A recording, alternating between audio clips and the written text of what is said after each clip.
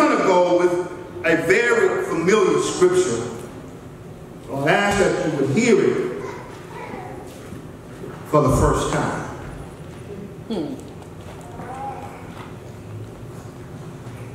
Luke, the 10th chapter, the 21st verse. And I'll ask you to stand. Now we're going to do a little reading because I want you to also put your hand in the Bible and flip with me as you find your way to Ezekiel, the 16th chapter of Ezekiel.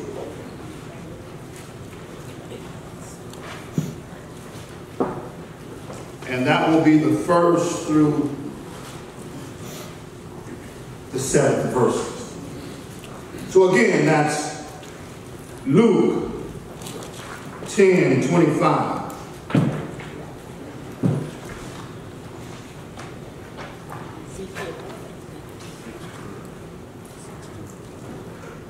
I'm going to read from the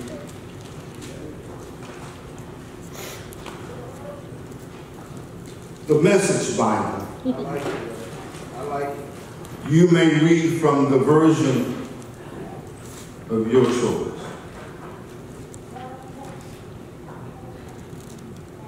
Just then, a religion scholar stood up with a question to test Jesus. Teacher, what do I need to do to get eternal life? Jesus answered, what's written in the law? And how do you interpret it? He said that you love the Lord your God with all your passion, your prayer, and muscle, and intelligence. And that you love your neighbor as you do yourself. Jesus said, good answer. Do it, and you will live. Now, my Bible says this. Looking for a loophole, he asked, just how would I know and how would you define who's my neighbor? Some folks just don't know when to stop.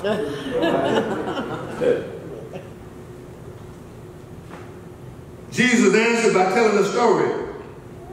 And there was once a man traveling from Jerusalem to Jericho, and on the way he was attacked by robbers. They took his clothes, beat him up, and went off, leaving him half dead. Says, luckily, a priest was on his way down the same road, but when he saw him, he angled across to the other side. Jesus. Then a Levite religious man showed up, and he also avoided the injured man. He says a Samaritan traveling the road came on him, and when he saw the condition, his heart went out to him. He gave him first aid, disinfecting and bandaging his wounds. He lifted him onto his donkey, led him to an inn, and made him comfortable. In the morning, he took out 2 silver coins to the innkeeper, saying, take good care of him, and if it costs any more, put it on my bill. I'll pay you on my way back. Jesus says, no. What do you think? Which of the 3 became a neighbor to the man attacked? Now flip your Bible. I know you've been standing a while, but flip your Bible. Let me get you to this. To Ezekiel, 16th chapter. God's message came to me. Son of man, confront Jerusalem with her outrageous violations. Say this, the message of God, the master to Jerusalem. You were born and bred among Canaanites. says your father was an Amorite and your mother was a Hittite. On the day you were born, your umbilical cord was not cut. You weren't bathed and cleaned up. You weren't rubbed with salt. You weren't wrapped in a baby blanket. No one cared a fig for you. No one did one thing to care for you tenderly in these ways. My Bible says you were thrown out into a vacant lot and left there dirty and unwashed. A newborn that nobody wanted. And then I came by. I saw you in all the miserable and blood. Yes, I said you lying there helpless and filthy. I said to you, leave. May the Lord add a blessing to the reading of your word. You may be seated. That's an awful lot of reading, an awful lot of studying, and I know that. So I won't be long. You can already know the story. You know where I'm going with it.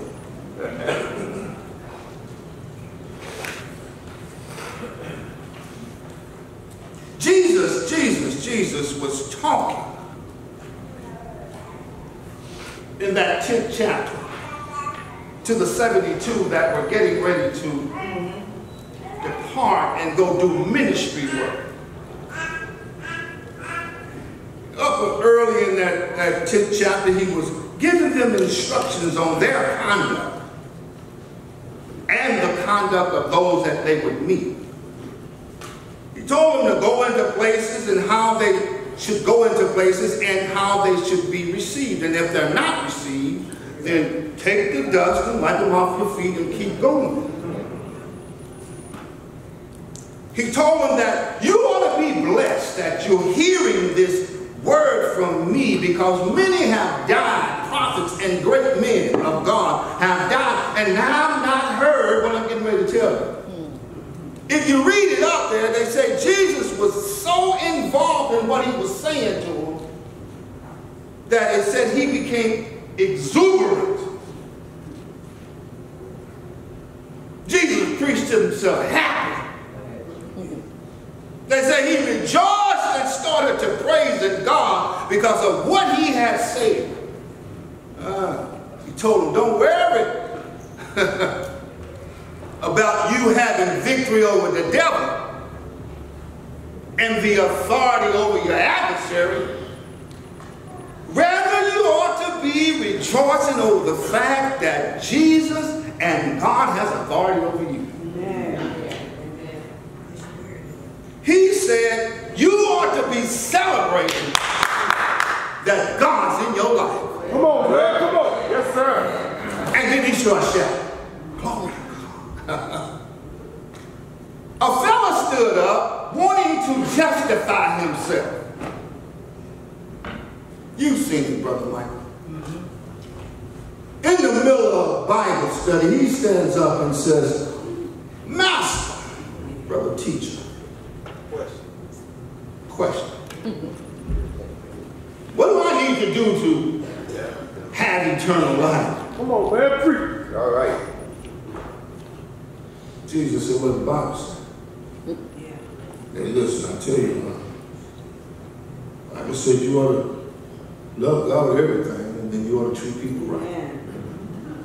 Jesus said, you've answered and you've done well. You ought to love your neighbor. You've answered and you've done well. Jesus wanted to go on in the story and continue his message. The fellow interrupted him again. Well, Brother Pastor, I do understand what you've said, but how would you define who my neighbor is? And then Jesus tells the story about the Good Samaritan. Amen. Now listen, listen. I took you there because I've seen it here. Man.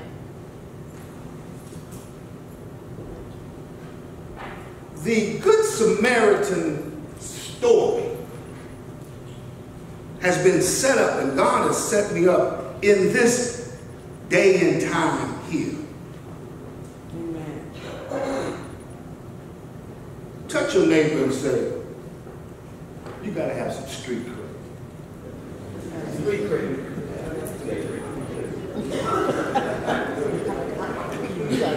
Every church needs to have what? Street cred. Come on, man. Come on. Hallelujah. Preach now.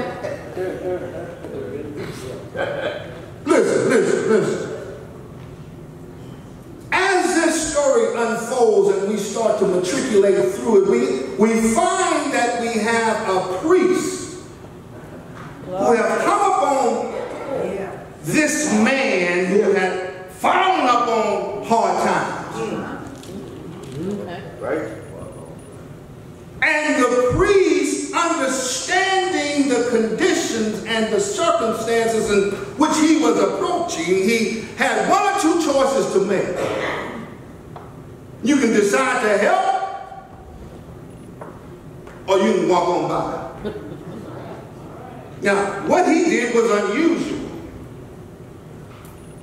for us, but very usual in that day. He was practicing his Judaism. And at that point in time, they were not allowed to mingle and touch blood and or Samaritans. So he crossed over to the other side. A Levite came by. The law, if you would, saw the same conditions, and he too avoided and went to the other side. I can understand it. I can understand it if you are in that vein. I can understand everybody ain't got a street ministry. I can understand everybody, every good preacher don't go to visit the hospitals, and I understand that many other preachers don't go to the jail cells anymore. I understand that. I understand that it's a difficult time in where we live, and I understand the fact that things are dangerous out here. But I'm telling you today, Bethlehem, that every church need to have that Samaritan spirit. Amen. Which Jesus and I want to term as street cred. It's a bad thing. It's a bad thing. It's a bad thing that you say, I'm going to feed the hungry, and ain't nobody show up but the members of your church. Why? Because you don't have any street cred. Amen. Street cred is this. Street cred is that you know where you come from. Yes. You remember where you come from. That's right, that's right. And you're not afraid to go back. Right? That's street cred. That's right. That's street cred. When you know where you've come from. Amen. And you understand how you got out. Come on, preach, son. When you can go back now and help. Hallelujah. Yeah. That's street cred. That's street cred. Yes, sir. That's right, that's right. He said to him, listen, you need to understand that you love your neighbor as you would love yourself. And the man said, well, who's my neighbor? That's right. Jesus took through an extreme situation and said that this man had fallen on hard times. Yep. Amen. I want you to know hard times don't have a face to them. Come on, let him preach. Yes, sir. It don't have a prejudice to it. Come on, man. Hard times will hit the White House. Yeah, they will. Yes. Y'all ain't listening. Hard times will hit the White House. Hard times will hit your house. It'll hit my house. Hard times are hard times. And at some point in time, we will all have hard times. Brother fell on some hard times. Say that he was robbed and beaten and torn apart. Say they took his clothes and they took all of his stuff that he owned and they took his money and they cut him up and they destroyed what he looked like. And he was beyond, he was bleeding, and he was laying on the side of the road, and so much so that they thought they were trying to kill that brother. Word. Amen. Come on, man. Come on, word. That's right. They were trying to kill that brother. He had fallen on hard times. Amen.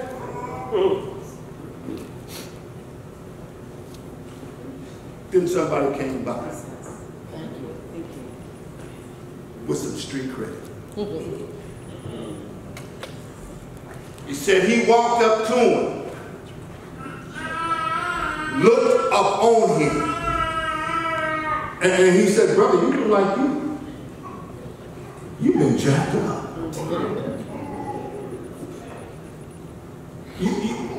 You are beaten down. Well, let me help you. Let me pick you up. Wipe you out. Clean you up. The Bible said he put him on his own donkey. Amen. Carried him into town. Told the innkeeper, listen, doctor him up. Get him through this triage situation. And when he's done, and if you need anything else, tell him it's on me. Amen. And I'll take care of it when I come back. Amen. Listen, we set in this situation right now, we're talking about an extreme situation. But this neighbor that Jesus speaks of could be sitting right next to you now. Amen. I've come to understand that most of us can cover up now. Most of us know how to self-medicate and how to self-bandage. We can cover our hurts and we can cover our brokenness. Amen. But it takes somebody to come and look upon you That's right. to understand your condition. Yes, That's sir. right. You see, hard times are complex. They're real complex. And they're compounded. You don't know how people hurt. Amen. Right. He can be walking and wounded. We see it all the time. You can be shouting and dancing and hurting all the time. Yes, sir. That's right. You can be in a crowd of folk and as lonely as you want to be. That's right. Yeah, Lord. You can have a house full of furniture and feel like you have an empty house. Amen. Hard times, hard times, hard times.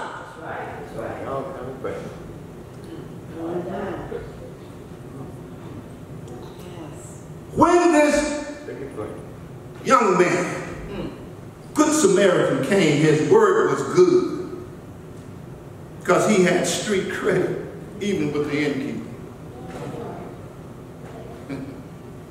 Man, I'm telling you something. You can't owe people too much. That's right. Amen. You start telling people I'll be back to pay you out. Amen. That's right. That's right. Where you go? Amen. The man is broken down, hurt, he ain't got no money, and then this fellow walk in and tell him, hey, listen, I'm going to pay for him when you heal him. But wait a minute. That ain't the medical system we look. No. You got to give me your card. That's right. Give me your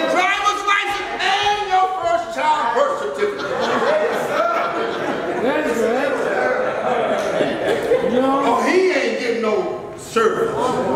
You own it. You own it. But when you got street credit, you can walk in and say, it's on me. The innkeeper said, that's a good man there. His word is good with me. Now listen to who he's talking. He ain't talking to the preacher. Right. Preacher gone home. Service over with. Preacher gone home. He's already been to Jerusalem and gone back to Jericho. He gone home. He done. The law said, the Levite said, what? Shoot, son, he must have did something wrong. Y'all know what I'm talking about. Y'all know what I told him to leave all that stuff alone. That Levite spirit in us that said, he always doing something wrong. He did what he deserved. That Levite said, God don't like us.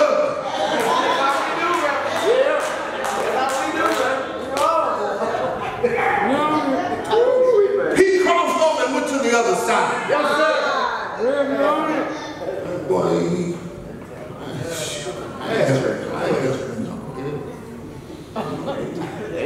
he got in trouble last week. No minister's license, no church, Glory. not driving a fine vehicle, took his donkey there and said, get up on me. That's all right, sir. I'm taking you on into town. Yeah. And when he showed up, listen, when he showed up to the medical facility, take care of it. And if I owe anything, when I get back, I'll take care of it. Amen. That's good, that's good, that's good, that's good, that's good. But I want to transition into something. Ezekiel. The 16th chapter says something about us. My Lord. Lest you forget. Right there. Because we do. Lest you forget when you were born. Yes, sir.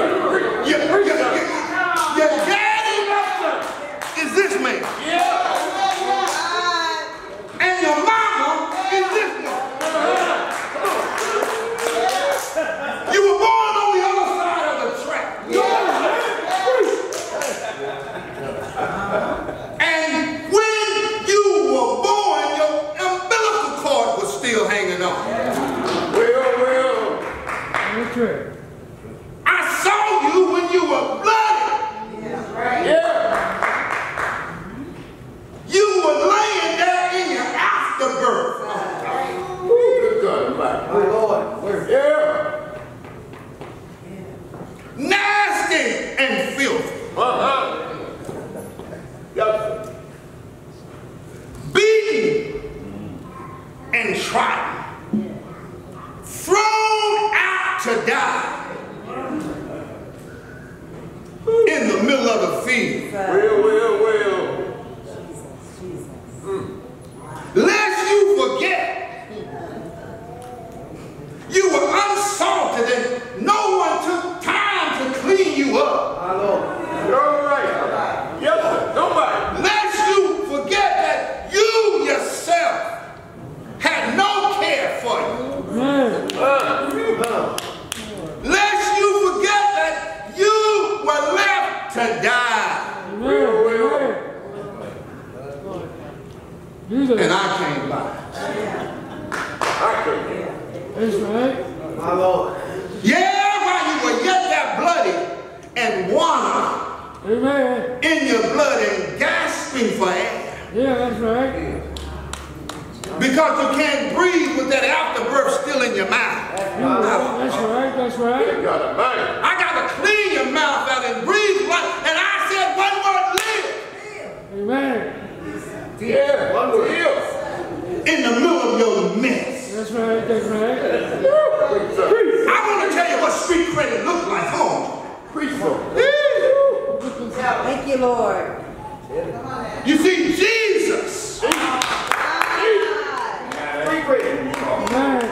Jesus was telling this group of folk, you got to have some street cred. I see it. Because remember where you come from. Remember it was my father Thank you. that took you out of the mess that you were in. It was my father that wiped you clean and bathed you up and put a blanket around you and treated you like a natural human being. It was my father that made you feel like a human. Yes, sir. Yes, sir. It was my father that didn't care where you come from. Understood and knew the heritage and the covenant, but I don't care if you're a Canaanite. I don't care who your daddy is and who your mama is. I'm here to help you.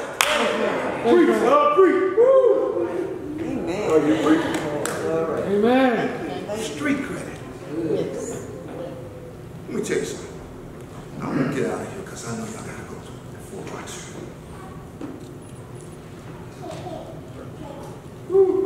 The macro approach.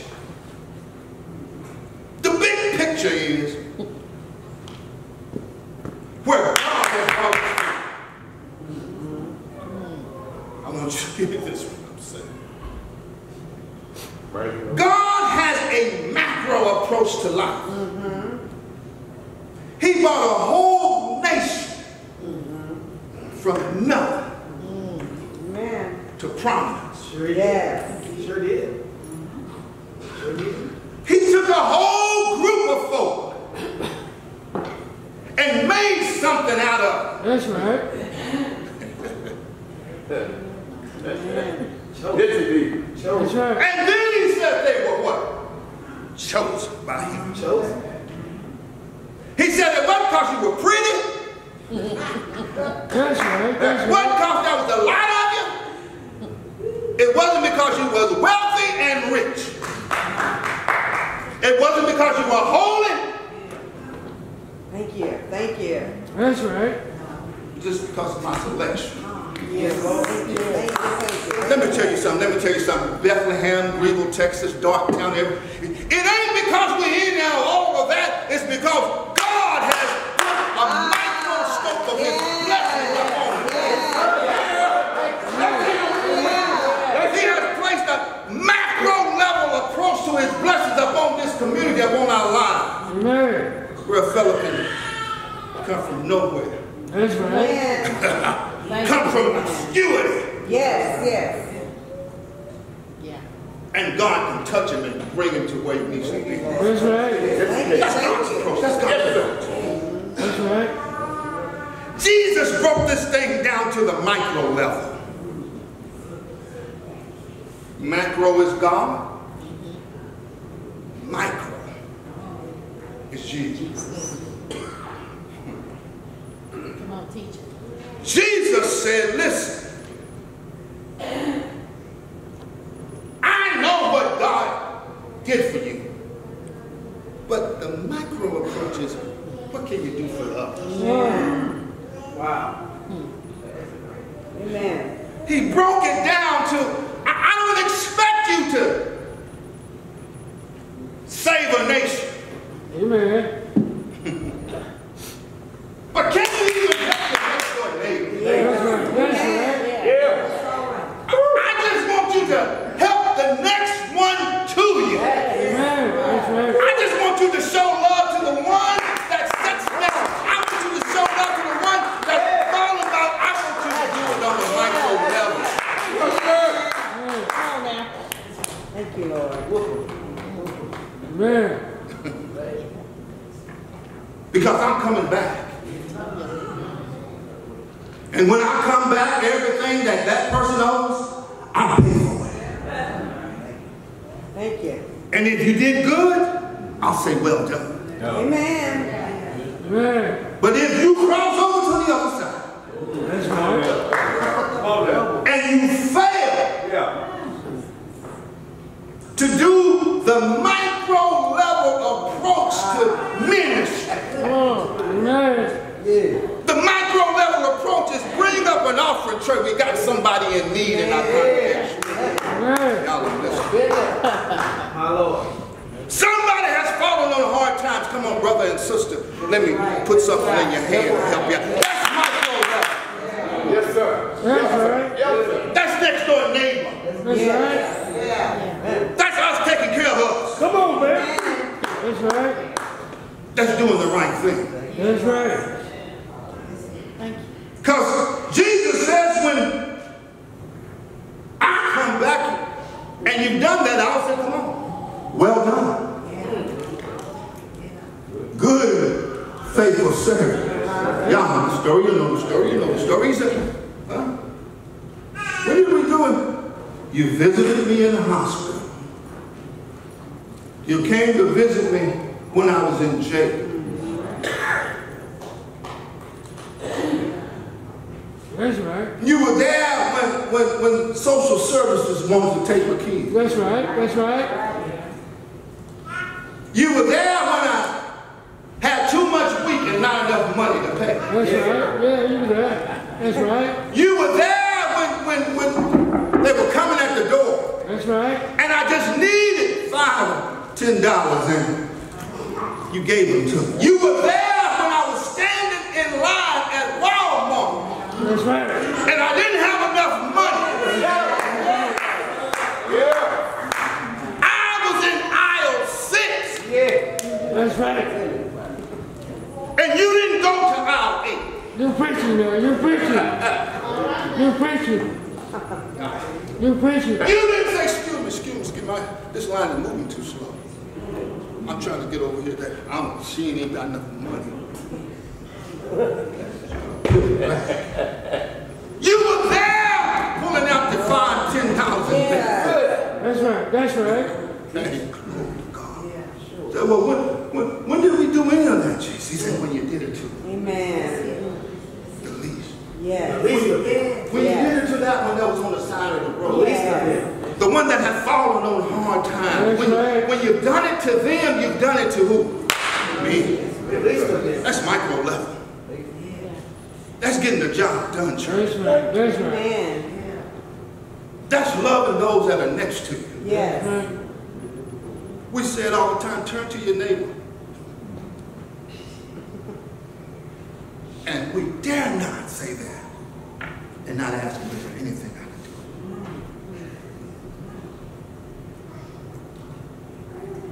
do. Right. Listen, a neighbor, a true neighbor, cross the street to help rather than crossing the street to avoid. Thank you. A true neighbor deals with the complexities of whatever you're going through and not judge you. But what can I do to help?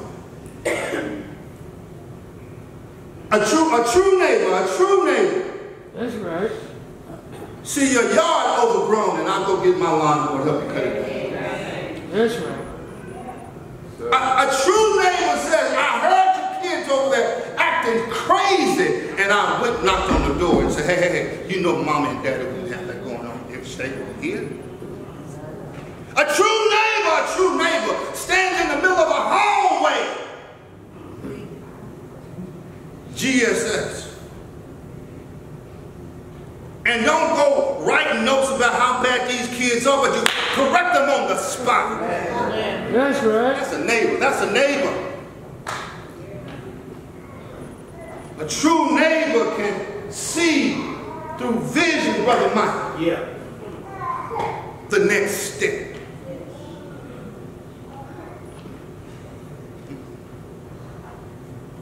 There's a vision that we've equipped ourselves with and God has equipped us with. I was telling my brother, and I'm closing, because you watch football games and you understand what a football looks like. You understand the object of a football, and it's recorded in your memory. I pick up a football and threw it your way without any rehearsal and practice. Your response will position your hands to receive it. Listen. A true neighbor doesn't have to see everything. They just know that when you're broken, I know what to do. You don't have to instruct me what to do. I already know. I've been there and have seen this. Amen. Let's act upon what we've seen. Amen. Let's act upon what we know. Amen. Let's do what Jesus said to that young religious guy. Do it. Nobody needs to tell us. Amen. Nobody needs to tell us to go to the jailhouse. Nobody should have to tell us to go visit the sick. That's right. Nobody should have to put their arms out for comfort when they've lost a loved one. That's right. Because we've all seen it. Yes. Yes. We know what the next step is. Do it. We know what we're trying to accomplish. We're all trying to make it in.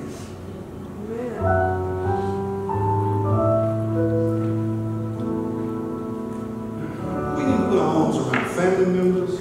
That's right. We're kicking them out. Invite them in. There should be some Sunday meals being cooked again.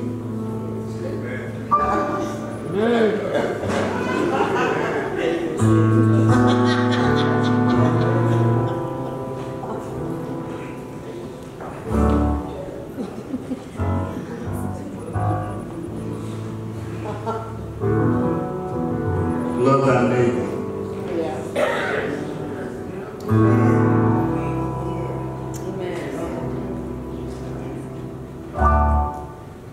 As you love yourself.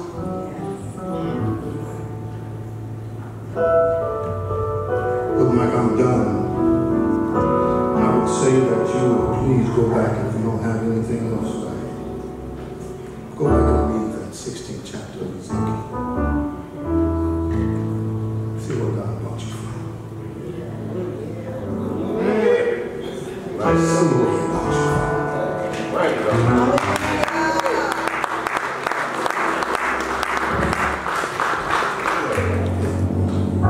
We said He brought us from a long way off. We didn't even have a way. We were thrown out of the way. Go back and read that. Thank you, Lord. And then come to church. And then go to the community. And then counsel those that are having a hard time. Because you know what it looks like. Oh, yeah. Bless you, Bethlehem. Thank you for your patience with me. Thank you for asking me. Glory to God.